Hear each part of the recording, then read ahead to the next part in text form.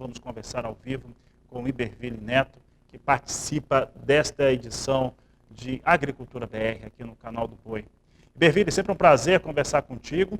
Nós temos visto um cenário, o pecuarista não gosta de ouvir isso, né? Principalmente quem trabalha com gado pronto, mas um cenário na última semana e nesta também de uma certa desidratação dos preços da arroba do boi, com escalas inclusive mais altas de parte da indústria frigorífica, algumas mostrando aí que estão com escalas comprando boi para o dia 15, para bater dia 14, dia 15 de março. Como é que você avalia esse momento do mercado do boi gordo? Boa tarde, seja bem-vindo. Boa tarde, Fabiano. Boa tarde a todos. É um prazer, Fabiano. Fabiano, realmente o mercado ele veio mais pesado nas duas, até mais, né? A hora que virou para fevereiro, passou aquele início de mês, a gente começou a sentir um mercado mais pesado, uma dificuldade de escoamento. A segunda quinzena de fevereiro ela veio fraca do ponto de vista de atacado, de escoamento, e a oferta ela seguiu incomodando um pouco. Mas, Fabiano, nesses últimos dias aqui, eu diria, essa semana a gente está tendo algumas sinalizações um pouco mais positivas de movimentação no atacado. E frente à pressão de baixa, houve também uma retração por parte dos vendedores. Não que o mercado já tenha firmado, sabe? Mas ele, eu diria que está sinalizando alguma coisa um pouco diferente do que nós observamos nas últimas semanas. E aí, quando a gente pega o que deve ter na próxima semana, o que deve ter não, o que vai ter, né? Que a gente tem o feriado, o carnaval. Então, no carnaval a gente tem algum efeito positivo sobre consumo, não é classicamente aquela época de maior consumo, mas algum efeito positivo existe. Por outro lado, nós também temos um efeito de diminuição de abates e diminuição de produção de carne, o que ajuda um pouco a dar uma enxugada no atacado. O começo de mês, o pagamento de salários pelo início de mês já vai ser logo na sequência do carnaval. Nós também temos menos negociações no período de carnaval em geral. Então, a gente tem um consumo um pouco melhor, menos negociações e menos produção de carne. As escalas elas não estão apertadas, como você bem ponderou, mas essas escalas, muitas vezes, quando a gente considera dias corridos, elas já estão considerando esse período mais embolado do carnaval. E elas, em alguns indicadores, elas deram uma diminuída até nesses últimos dias, embora ainda estejam confortáveis em geral. Mas eu acho que a gente tem diversos pontos aí sinalizando para um cenário que pode ser de preços encontrando esse piso, dando uma firmada, tá? Não que a gente não vai ter um outro momento de pressão de baixa ali lá na chegada da seca, mais adiante, mas talvez essa pressão de baixa aqui de fevereiro possa encontrar uma certa sustentação na virada de março. A gente está trabalhando com essa expectativa. E, inclusive, quando a gente pega os preços no varejo que saíram ontem, os preços do IPCA, né, do IPCA 15, na verdade, que é a prévia da inflação, nós tivemos uma alta de 0,8% na média dos preços no varejo.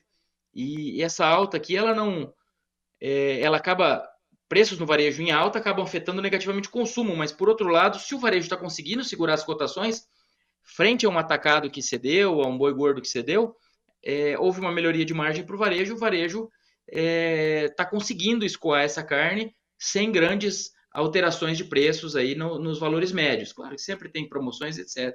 Mas, na nossa visão, esse é um bom sinal. A gente está, desde setembro, vendo valorizações no mercado varejista. Essa última agora de fevereiro foi de 0,8%. Ela chegou a ser mais de 7,5%, tanto em novembro como em dezembro. Então, isso tudo impacta consumo, sem dúvida. Mas também sinaliza que o consumo está absorvendo essa carne nesse preço. Em torno do que a gente tem hoje disponível em câmeras frigoríficas no país, porque o começo do mês, a primeira quinzena, tem os salários, e ainda soma com um período de festa, a gente tem aquela expectativa que vai escoar melhor, né, essa carne bovina. E um fator importante também é que quando a gente conversa com o pecuarista e também olha as tabelas, as cotações que estavam há um ano aqui no Brasil, o cenário é muito melhor do que aquele que existia em 2024. Mas quando a gente pega e olha esse volume de carne bovina que vai ser escoado, que pode ser escoado, e com isso fortalece um pouco melhor, né, essa relação de oferta de gado pronto, de carne bovina no Brasil, como é que isso deve ocorrer e como é que ela vai impactar essa cadeia produtiva? Você acredita que a gente vem para um momento de estabilidade, pelo menos até começar inverno, que a gente vai ter menos pastagem disponível? Fabiano, é justamente a nossa expectativa é mais ou menos nessa linha de o mercado tateando esse piso e dando uma firmada. Só que aí a gente tem uma característica pelo enxugamento ao longo da cadeia aí, tanto por uma produção um pouco menor, como por um escoamento um pouco maior, né? Mas aí a gente tem uma outra característica que o cenário atual é de qualidade de pastagens boa em geral, né? E a partir do momento que o mercado der uma firmada, pode existir um efeito de retenção por parte do pecuarista. Então, de o mercado firmar para ele andar um pouquinho positivamente, também não é algo muito distante. Até porque na nossa expectativa, 2025 não deve ser um ano de oferta maior do que 2024. A gente ainda está tendo, nesse início de ano, uma oferta maior, que pode também ter tido relação com o atraso de terminação dos animais pela seca, pelo El Niño, afetando a qualidade das pastagens, uma seca histórica ali em boa parte do país. Isso pode ter atrasado um pouco, trazido um pouco de gado para esse começo de ano, incluindo fêmeas. Mas no fechamento do ano, nós acreditamos que 2025 seja um ano de menor oferta do que 24.